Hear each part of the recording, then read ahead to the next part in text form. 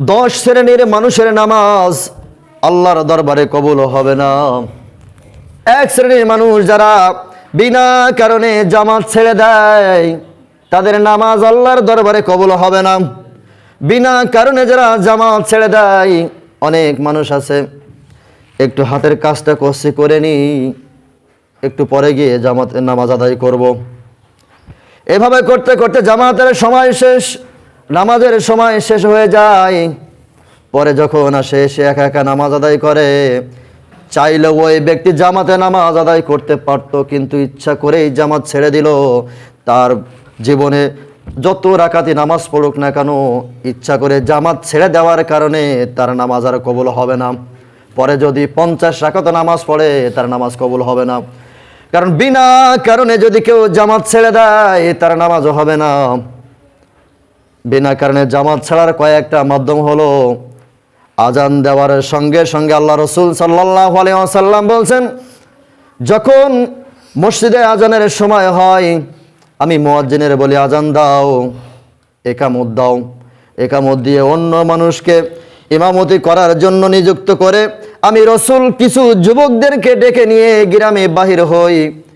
সমাজে ঘুরে ঘুরে দেখি যারা এই মসজিদে জামাতে নামাজ না পড়ে বাড়িতে আসে, তাদের ঘরগুলো আগুন দিয়ে আমি জ্বালাইয়া দেই। কিন্তু আমি রসুল, আমি আল্লাহর সৃষ্টির ভয় করি, আল্লাহর ভয় করি, যার কারণে ওই বাড়িতে বাসায় নারীরা থাকার কারণে, ছোট ছোট বাচ্চা থাকার কারণে ওই ঘরকে আল্লাহ জ্বালিয়ে দিতে চান না। যারা ওই ঘরের মহব্বতে, স্ত্রীর মহব্বতে, সন্তানের মহব্বতে যারা ঘর ছাড়ে না, তাদের ঘরটা মনে হয় আমি আগুন দিয়ে জ্বালিয়ে দিই। 2 নম্বর, যাদের যাকাত দেওয়ার ক্ষমতা আছে, অর্থ আছে, সম্পদ আছে, যাকাত দেওয়ার ক্ষমতা আছে কিন্তু যাকাত দিল না, সারাটা জীবন যদি নামাজ আদায় করে, তার নামাজ আল্লাহর দরবারে কবুল হবে না। যাকাত যাদের দেওয়া ফরজ হয়ে গেছে, দিতে পারে, চাইলেই দেওয়ার ক্ষমতা আছে, ওই সমস্ত মানুষ যারা যাকাত দেয় না, তারা যতই নামাজ পড়ুক, তাদের নামাজ আল্লাহর দরবারে কবুল হবে না। শুধু সম্পদের যাকাত নয়, আল্লাহ রসুল, আল্লাহ রাব্বুল আলামিন পবিত্র কোরআন শরীফ বাকারা 267 নম্বর আয়াতে বর্ণনা করছেন, তোমার যত প্রকার ফসল থাকবে, সকল ফসলের যাকাত তুমি আল্লাহর রাস্তায় দান করবে। অর্থাৎ যাকাত যাদের উপরে ফরজ আছে, অবশ্যই যাকাত যদি না দেয়, ওই ব্যক্তির নামাজ আল্লাহর দরবারে কবুল হবে না। 3 নম্বর, ইমামের প্রতি যারা নারাজ, ওই ইমামের পিছনে ওই মুসল্লির নামাজ হবে না। যারা ইমামের প্রতি নারাজ, ইমামের প্রতি নারাজ হবে কেন? আমি তো বাইরের থেকে আসলাম, আপনাদের সাথে সম্পদ নিয়ে, কোনো অর্থবিত্ত নিয়ে, কোনো সম্পদ নিয়ে আপনাদের সাথে কোনো মনোমালিন্য নাই, তারপরেও ইমামের প্রতি অনেক রাগ, অনেক রাগ। আপনি যে রাগটা আমার প্রতি দেখান, ইমামের প্রতি দেখান, ওই রাগটা যদি নিজের সন্তানের প্রতি দেখান, নিজের স্ত্রীর প্রতি দেখান, আল্লাহর কসম আপনার সন্তান, আপনার স্ত্রী কোনোদিন অবাধ্য হবে না। 4 নম্বর, পলায়নকারী গোলাম। যে গোলাম আমি আপনি বাড়িতে রেখে কাজের জন্য টাকা দিয়ে কিনে নিয়ে আসছি, আমাদের বাড়িতে রাখার জন্য, কাজ করার জন্য, ওই গোলাম যদি মালিকের না জানিয়ে চুরি করে চলে যায়, ওই গোলাম সারাটা জীবন নামাজ আদায় করলেও তার নামাজ আল্লাহর দরবারে কবুল হবে না। অর্থাৎ পলায়নকারী গোলামের নামাজ আল্লাহর দরবারে কবুল হবে না। 5 নম্বরে, মদ খায় যারা, মদের ব্যবসা করে, মদের সঙ্গে জড়িত যারা, তাদের নামাজ আল্লাহ রাব্বুল আলামিনের দরবারে কবুল হবে না। 6 নম্বর, স্বামীর অসন্তুষ্টিকারী নারী। এটা দরকার ছিল মাইকে বলা। যে সমস্ত নারীরা স্বামীকে সন্তুষ্টি করতে পারে না, তাদের কথার কারণে স্বামীরাও অসন্তুষ্ট হয়ে যায়, ওই সমস্ত নারীদের ইবাদত নামাজ আল্লাহর দরবারে কবুল হবে না। আপনারা এই কথাটা মনে রাখবেন, যাতে বাড়ি গিয়ে বউকে বলা যায় যে তোমরা যদি আমাদের সন্তুষ্ট না করো, তোমাদের নামাজ আল্লাহর দরবারে কবুল হবে না।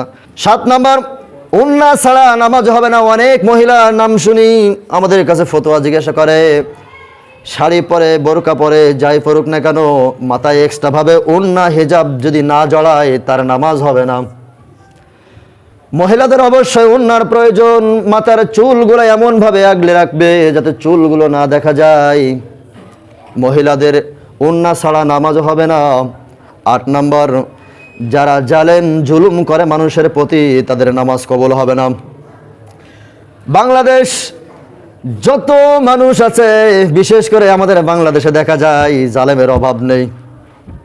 একেবারে সেই শুরু থেকে এই পর্যন্ত পদে পদে জালেমের অভাব নাই। জালেম শব্দের 3টা মানে। 1 নম্বর, মানুষ মানুষের প্রতি জুলুম করে অকারণে, বিনা কারণে মানুষের প্রতি জুলুম করে, অর্থ সম্পদ টাকা পয়সা নিয়ে। আর 2 নম্বর হলো ক্ষমতা নিয়ে মানুষ মানুষের প্রতি জুলুম করে। আর 3 নম্বর, মিথ্যা কথা বলে মানুষকে ঠকানোর জন্য জুলুম করে। এই জুলুমকারীর নামাজ আল্লাহর দরবারে কবুল হবে না। 9 নম্বর, যারা সুদ খায়, যারা সুদ খায়, ওই সুদকারীর নামাজ আল্লাহর দরবারে কবুল হবে না। যতদিন ওই সুদ খাওয়া না ছাড়বেন ততদিন আপনার নামাজ আল্লাহর দরবারে কবুল হবে না। এমনও মানুষ প্রশ্ন করে, সারা জীবন সুদ খেয়ে খেয়ে গাড়ি বাড়ি সম্পদ যা করেছে হুজুর, এখন ওই সম্পদের এখন কি হবে? এখন নয় সুদ খাওয়া ছেড়ে দিয়েছে, এখন কি হবে? ওই সুদের সম্পদ যত করেছেন, ওই অর্থ থাকা পর্যন্ত, খাওয়া পর্যন্ত আপনার ইবাদত আল্লাহ দরবারে কবুল হবে না। এখন হুজুরের উপরে যত চাপ। সম্মানিত উপস্থিতি, আল্লাহ রাব্বুল আলামিন বলছেন, 1 টাকা যদি কেউ সুদ খায়, নিজের মায়ের সাথে 39 বার জিনা করার গুনাহ তার আমলনামায় দেওয়া হয়। জোরে খান নাউজুবিল্লাহ। 10 নম্বর, পিতা মাতার অবাধ্যকারী সন্তান যারা থাকবে তাদের নামাজ আল্লাহ দরবারে কবুল হবে না। এই লাস্ট 10 নম্বরটা মিলালে বোঝা যায় আমাদের সমাজে পিতা মাতার অবাধ্য সন্তান আমাদের কত আছে।